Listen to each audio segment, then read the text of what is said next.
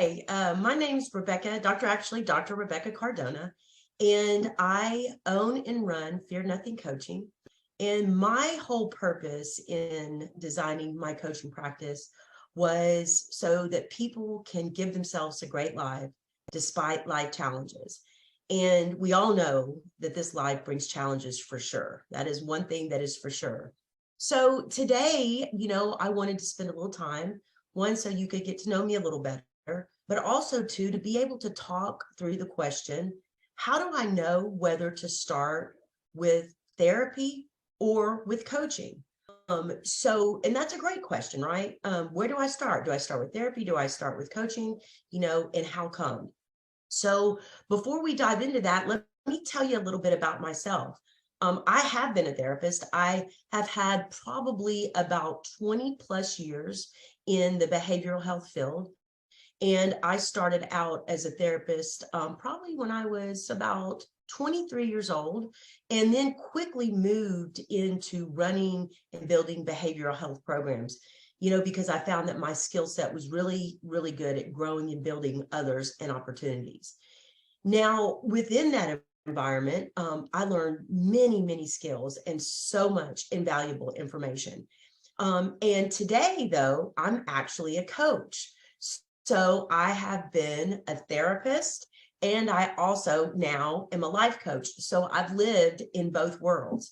And, as I began to change and as life began to happen to me and life experience happened, coaching just became a better fit.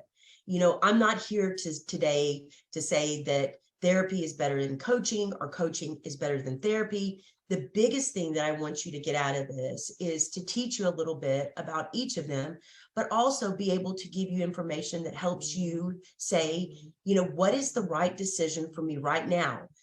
Is that therapy or is that coaching? And in my coaching practice, do the skills that I learned in the behavioral health world crossover? They absolutely do. And just overall speaking, the skills in coaching, whether that be business coaching or life coaching or grief coaching, or couples coaching, the skills between coaching and therapy absolutely cross over. So there are some similarities. And there are also some pretty significant big differences. So let's talk a little bit about the differences between therapy and the differences between coaching. The major difference, and then I'll break that down into what it means, is that therapy is a very regulated field. So to start, they regulate the professionals that enter into that field. So to practice therapy, you have to have a certain amount of education, which equates to a master's level degree. And then from there, you are required to get licensed, which takes about 2 years. So it's a significant amount of regulation around education and training. And so it's regulated in its professionals, and it's also very regulated in its practices. When someone is seeking mental health therapy or mental health treatment, they're seeking it for more than likely a mental health condition that is going to then be prescribed a specific mental health treatment that has been researched to be able to be effective with whatever that mental health condition is. So it's regulated in how it goes about treating a client. And so let me say more about that. When someone is seeking mental health therapy or intervention for a mental health condition, they will receive what is called a mental health diagnosis. So for example, it could be depression, it could be anxiety, it could be a substance use disorder. I mean, there are tons of diagnoses that have been researched and proven that one would get assessed for as they're entering into a therapeutic environment or a therapeutic relationship. Now, there's also what they call evidence-based treatment. So there is a lot of research behind very specific treatments that are attached to very specific mental health diagnoses. And for some people, that may be very comforting that the science and the research has been behind that. So mental health therapy is very regulated in its practice, and it's very regulated in how it prescribes its diagnoses and its treatments.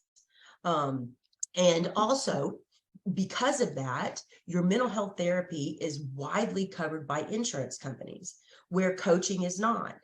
So let's jump into coaching a little bit and talk about the differences between regulation in therapy versus coaching. The coaching field is not regulated. It does not say that you have to have a master's degree or that you have to be a licensed professional counselor or a licensed practicing social worker or a licensed psychology. The coaching field does have certifications. It does have education as far as requirements for coaches that coaches can take on, but a coach does not have to have a certification to practice coaching or a certain level of education. So in my case, just to share a little bit about me, I have a PhD, which actually is in philosophy, but it was specialized in marriage, family, and child and mental health counseling. I also am and still hold a licensed professional counselor. So it's an LPC-MSHP. So I hold a licensed professional counseling mental health specialty license. Now, I don't use that in coaching because I do not diagnose and I do not do any formal mental health treatment. And if I was to re-enter into the behavioral health arena, in order to practice as a professional, I would have to have that license, or I would have to be under supervision of someone that held that license.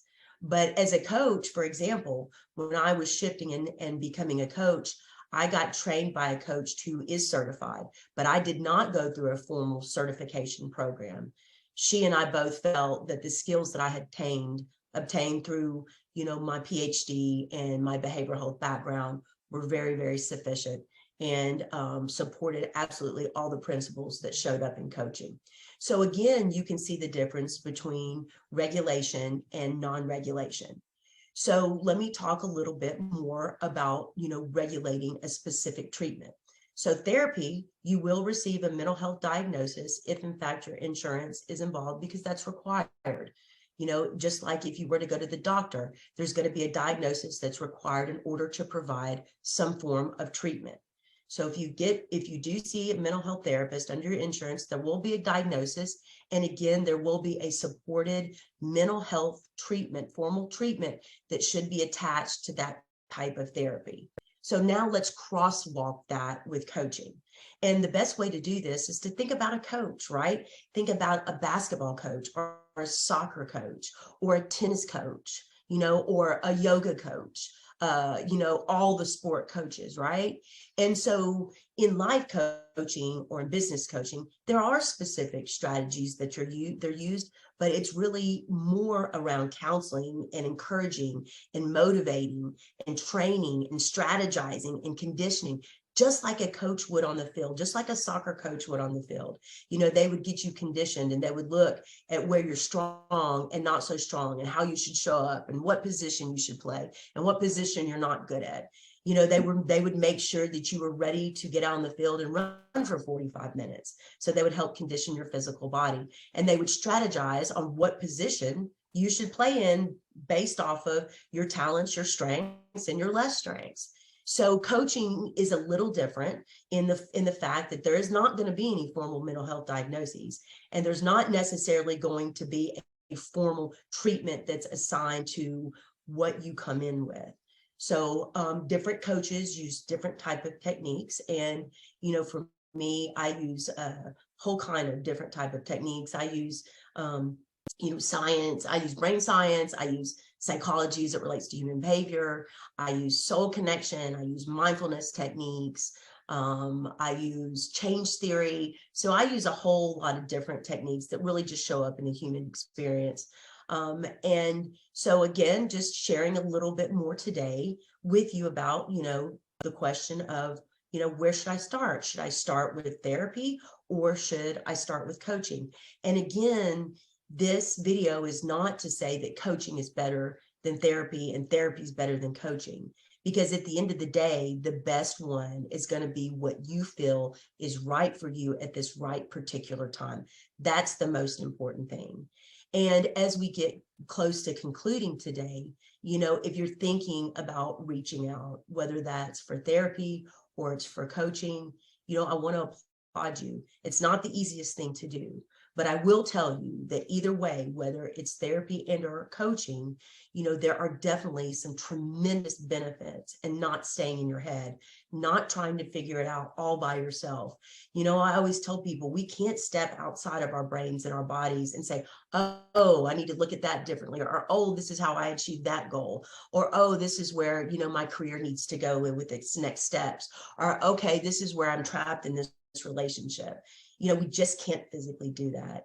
So, I hope this helps you decide where you need to start, with the biggest factor, just starting, being able to reach out and not staying in your head, and not experiencing it all on your own.